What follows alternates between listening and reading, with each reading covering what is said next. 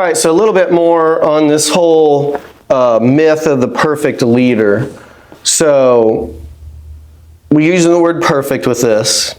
And so in foundations, I like to cover, does perfection exist? So if we believe that it exists, in my mind, we're setting others up for failure and ourselves up to be frustrated. Because we're not managing our expectation of something that they can achieve. And then when we do that, we get frustrated because we don't manage our expectation. We can end up in conflict and those types of things. Many times we expect perfection from others, but when we fall short, we expect understanding from others. That's great. That's really well put. So the alternative for that I found that works is striving for excellence, not perfection. That's really a great phrase, is striving for. And you know, you probably, some aspect of your life, I don't care if it's maybe a game or, you know, you have a near perfect day and event or accomplishment. But you know that was a one-off. It doesn't happen very often. Sure. But you can feel it when it all comes together, but you realize how rare those moments are. So I like the idea of striving for that, because if you do strive for it, you're going to have those days from time to time as well, too, where you're going to think things do come together well. So. But they're still excellent, though. They're not perfect, Oh, right? man, They're yes. still excellent. And if we go for that, when we fall, when we stumble, and we recognize it and we make the adjustment, then we're still striving for that excellence. Yes. Because if we make a mistake, and we all do, and we fail to not only recognize that, but adjust on it, then because we didn't get to perfect, it's kind of like ironic there. Do you feel that way? And again, I don't know if I can add to that. Absolutely, you're spot on in that sense. Yes. So when we're dealing with our teams, and you do a ton of work with a tool called the Q6, which is all about expectations and setting those, clearly communicating them, making sure they could be met under normal circumstances. I see a lot of times the same issues to where we take a great employee who does X great, so they're going to be a great X manager, right? I hear it all the time. Every industry, every zip code, it doesn't matter, every sector. So that's probably, as organizations, our biggest challenge. So when we understand that piece, and we're going to provide them the tools to be excellent, what do you think we can do better with your experience with the Q6 when it comes to these expectations? Because I always like to say, you can't hold people accountable for an expectation that was never set. And even when we set them, many a times we don't communicate them clearly. They're open to interpretation. So if you tell me to be at work at 8 o'clock and my interpretation of being at work is I'm in the parking lot, then I'm at work at 8 o'clock. But if your interpretation of being at work at 8 o'clock is that you're going to be in your seat, your phone turned on, your computer booted up and ready to go, is there going to be some difference there in the understanding of the expectation? So from what you've seen about expectations with this Q6 model, what's the best way to set people up for success?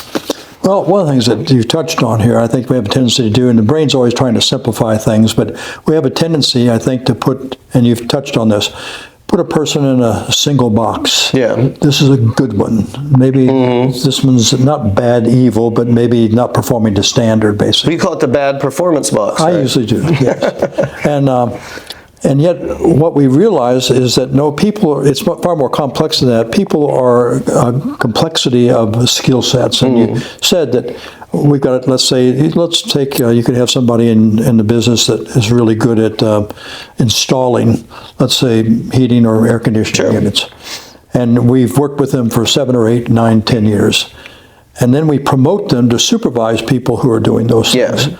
Well, the supervising of somebody doing something that complex is far different skill set than actually installation of it. Sure. But we can say, well, Aaron's really been good here, and he's going to be an excellent supervisor. Yes, if we will teach him. Because they're going to have some great transferable skills because of all this knowledge that they have, but not the task-specific skills. And that confuses us sometimes, too. What happened to them because they were such a good employee? Well, we've asked them to do something vastly different, far more complex, especially dealing with human beings. So, yeah, so we're shifting basically from tasks to people, and we can't shove that square peg into the round hole all the time, but yet we try to, many times, as organizations. And so we're promoting these people. They're good here. We expect them to be the perfect leader, right? And then what generally happens that you've seen? Oh, they're going to fail. You know, we know this. We call this classically called under supervision. We know the first indication. In fact, when we see people fail, one of the things we try and alert our audiences to is step back, because if you think about it, people don't like to fail, and people don't intentionally normally set out to fail. I always use the example, if you've ever played softball or baseball, or I was never much good at it, but I know that when I stepped up to bat, man, I wanted to jack that puppy right out of that stadium. I want to know what that felt like. So I think people that they come to this earth wanting to hit the ball, so to speak. And so if something happens they're not, then we need to step back and look in the mirror and see if we've done something to contribute. Because in most instances I find historically, if we've selected good people, we've created that failure, that opportunity, because we didn't understand what we're asking them to do. And you talked about expectations, specific expectations. And I love the analogy that you used, being in the parking lot versus being in your desk. And maybe I want you, if you're to be there at 8 o'clock and I want you there at 7:55, and I want your desk, phone up, computer on, and ready to go at that particular time. And letting people know what those expectations are, because I've seen in my own family, we're trying to people accountable for something that we've never taught them or explained to them. Can I give you an example from the family? Because this happens in every aspect, Got a great son-in-law, love him dearly, okay? Grew up with 6 boys, okay? Now, 6 boys. That was a rowdy house. and married into a family of nothing pretty much but women. Okay. And so he has his routine when he would come home. This goes years back when had their first baby too. And he would come home. He would have to go through the mail first.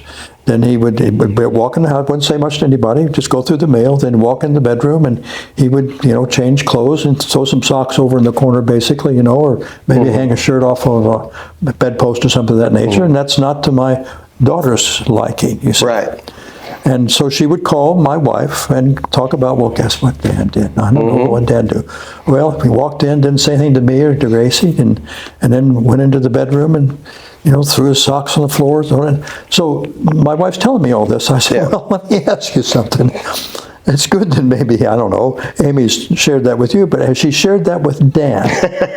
That's the expectation. And well, I don't think so. I said, well, I'm not interested, because I said it this way to her. I said, well, did he come home at a decent hour, or was he out at a girly bar someplace, And did he come home sober, Because I said, quite honestly, after that, I'm not interested in socks, okay? And if Amy's interested in socks, then Amy needs to tell Dan about the socks, basically. Does it make sense? But are you telling me, because for me, this came with the ability to read minds. I don't know if it didn't happen for you. Is that not everybody? Very nicely put, my friend.